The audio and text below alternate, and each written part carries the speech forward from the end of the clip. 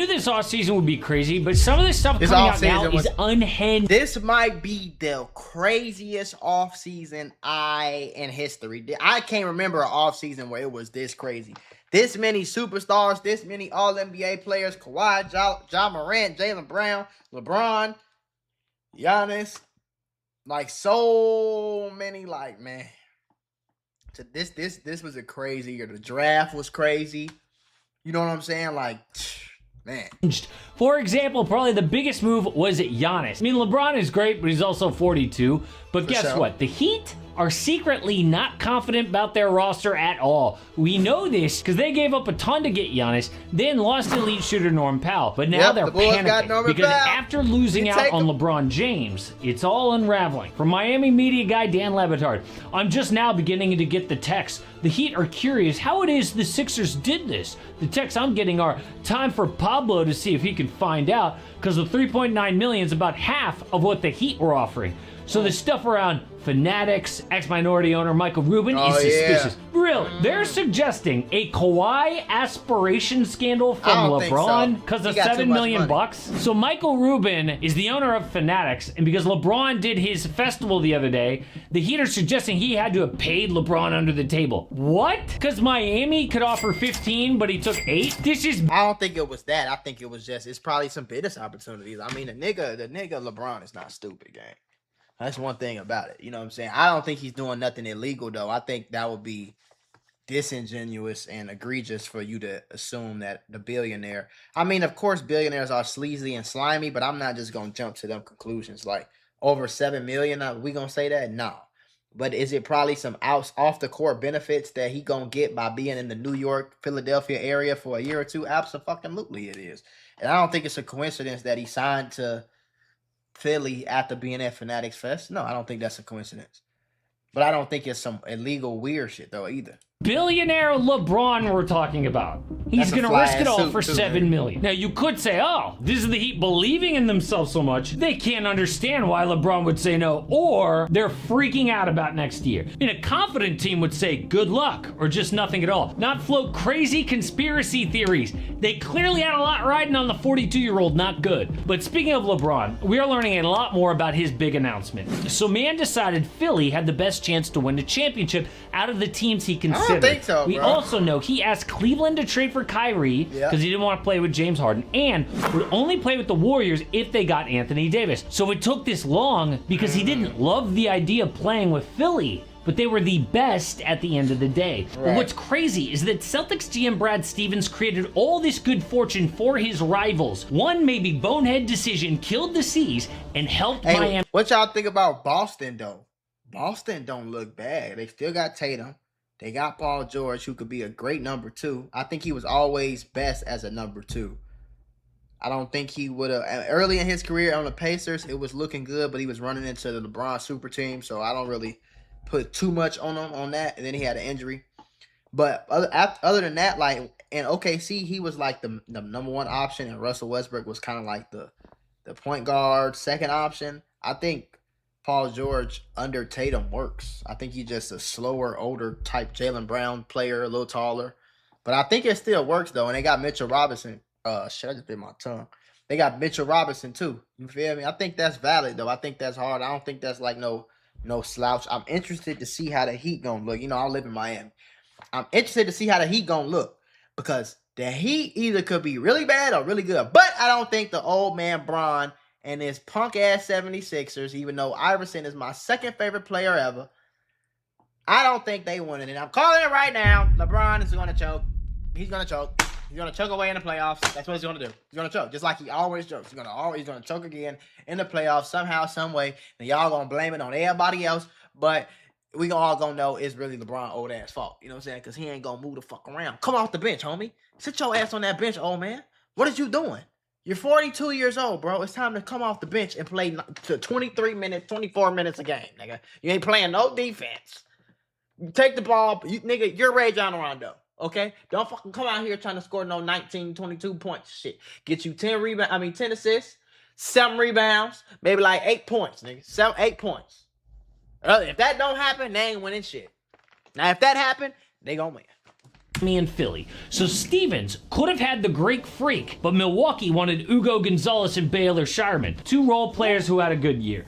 But because he refused, Giannis went to Miami. The Sixers got Jaylen Brown, which directly led to LeBron. All Boston left with is old Paul George and picks. But in another universe, they have Giannis and LeBron goes to Golden State. That butterfly effect is insane, and that one decision could potentially ruin Brad Stevens' reputation.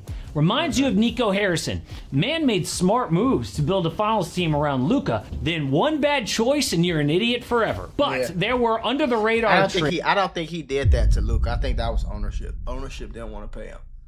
I think that's what they wanted to do. I think they didn't want to pay him. They wanted to go young. They felt like they still had Kyrie. They went and got Anthony Davis, and it might have been a decent ass team. Kyrie and Anthony Davis, bro. That had the potential. That's one of the biggest disappointments of this generation. That had the potential to, like, a healthy Anthony Davis. I know that's damn near impossible to think of, but a healthy Anthony Davis and a Kyrie Irving, that's like a Shaq and Kobe. Like, that's like a different version. That's like a finesse version versus like brute force and aggression and dominance. That's like a finesse version. That would have been must-see TV, nigga. For sure.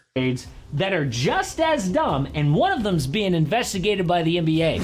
So the league is looking into the Bucks for cheating the salary cap with Gary Trent Jr. Now listen to this because the story's wild. Back in 2024, Trent was a free agent and the Raptors offered him around $15 million a year. But his agent Rich Paul said, no, we want $25 million. And Toronto was like, damn, okay, no offer. But so did every other team. Then the most he could get was $5 million on the open market. Damn. So he went from you shouldn't have been talking shit. $15 million down to $5. That would have hurt. Bet on himself and lost, which means he was probably pissed at his agents for advising this. So Rich Paul was like, okay, I actually have a backup plan. We sign with the Bucks for the minimum, then they promise under the table to break the bank after 2 years, and that's exactly what happened. Bucks pay Gary 4 years, $64 million, but the problem is man just had a terrible season. There was no reason to sign that deal unless they had a secret agreement. And you know Rich Paul so tapped in that he could, hey, shout out to my boy Reeves, man. Shout out to Reeves, man. Antonio Reeves. I went to school with Antonio Reeves. We went to Kenwood together, man. He made it to the league and shit. I hope he's doing decent. The last time I checked, he was on the Hornets, I think. Hope he's doing decent still, though. The whole time. Or maybe, no, he was playing with the Bulls in Summer League. But don't expect the NBA to come down hard if they can't even get the Kawhi thing done. But speaking of Kawhi, we just learned why the Raptors ended up pulling out of that trade last minute. So we know that the Raps and the Clips announced a deal. Raptors get Kawhi for Brandon Ingram, Grady Dick, 2 firsts, a swap in 2 seconds. And they knew the consequences. The Athletic said the NBA informed the Raptors several days before the deal was agreed on that they would be proceeding at their own risk. The Raptors would assume the risk of any penalties levied against Leonard, but not the Clippers, if the trade was completed and Leonard's contract was voided. So they knew the whole time what happened. Well, it turns out Pablo Torre reports that the NBA then put it in writing. They were like, yo, Raptors, we were serious about the Kawhi thing. Now we want you to sign this paper saying you're on the hook. Then they were like, sign? Sign no, what? Gonna sit this one out. And they did. Now, everyone assumes that they will eventually get Kawhi one way or the other. But the NBA is not going to investigate the Pelicans. Everyone figures. So what's up with that trade? So it's Brandon Ingram, because Brandon Ingram went to the Clippers, right? So where is he? Is he for sure going to the Clippers, or like I don't know. I don't know how that works. Because they say I seen a report that said the Kawhi shit could take up through 2027. So how is that going? So Shams tweets that the Pels are bringing back locker room favorite DeAndre Jordan. But then we find out it's a 2-year vet minimum, which is weird because the rule says that the NBA will reimburse teams the difference between a young guy on a minimum and an old head like DeAndre, but only if it's a 1-year deal.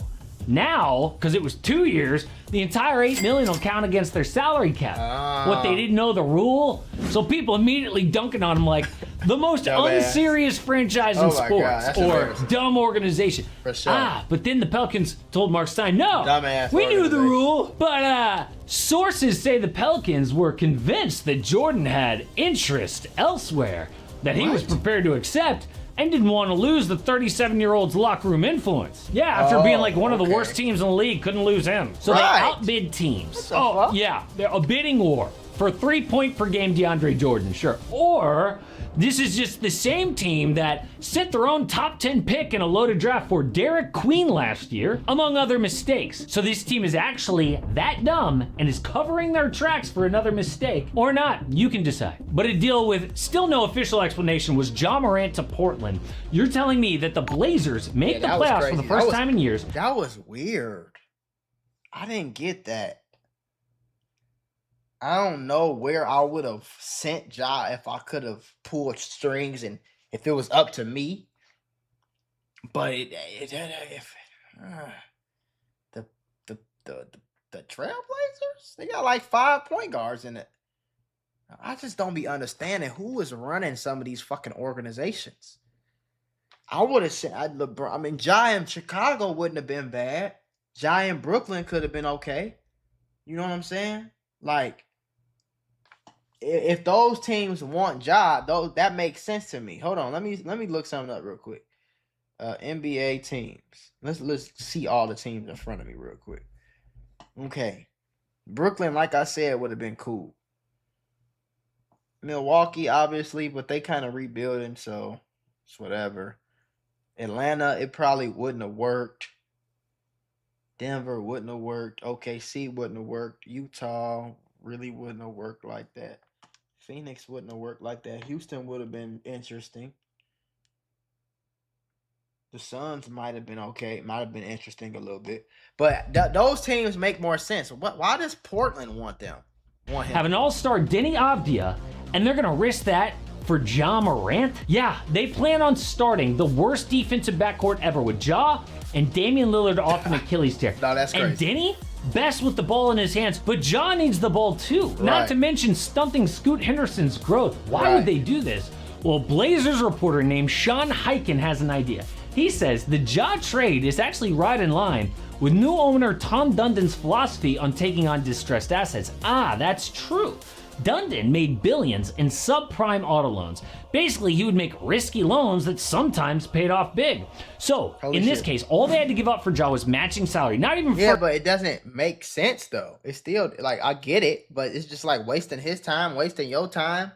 It's not really, it's like 4 point guards. You got to at least trade somebody if it's going to be him and Damian. What the fuck? First round pick. So if it doesn't work out, they just trade him as an expiring contract next year, no big deal. If it does work out, genius. But we can't talk this offseason without mentioning LaMelo Ball.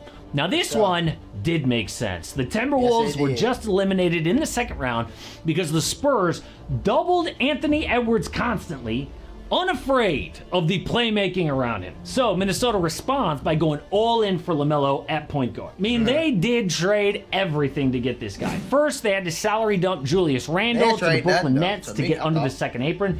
Then they dealt the very popular Naz Reid and every draft asset left to Charlotte. They sent the 28th pick, their 2033 first, they ain't got no more 3 draft swaps picks? and 3 seconds. Damn. Now the risk is Ball being constantly injured so far and playing undisciplined basketball at times, but the reward is huge. Ant finally gets that playmaker, but instead of some old head like Kyrie or Damian Lillard, it's LaMelo, who is 24 years old, on Ant's timeline. In fact, beat Ant for Rookie of the Year in 2021. So a wild offseason, but a sad one for the Golden State Warriors. After losing out on LeBron, it looks like the front office has betrayed Steph Curry again. And I know that sounds harsh, but all the evidence points in that direction. Betrayed him is crazy. I don't know what they did, but betrayed is insane. But I ain't gonna lie though, Steph ain't got no help. And Lord have mercy. I mean, they got Jimmy Butler, which was an interesting move. I think that was still, but that does that move the needle? They supposed to be getting good role players. They always shined when they had good role players, and for a while they were the best in the league at finding role players, like Barbosa, Andre Iguodala, Jordan Poole. You know what I'm saying? They had great ass role players, bro. They had some great fucking role players. Harrison Barnes was crazy over there. I can remember. Damn, it was so many of them. Damn, remember so many of them. They had a lot of role players. And it's like they ain't really got no like what go get KCP. You know what I mean? Go get Mitchell fucking Robinson. Can y'all get a big that can protect the rim for Christ's sakes? Fuck. That a big that can actually set some picks. Go get Bo. Somebody like that. You know what I'm saying? Where it's like, fuck, y'all got Kuminga, y'all drafted James Wiseman. Oh my God.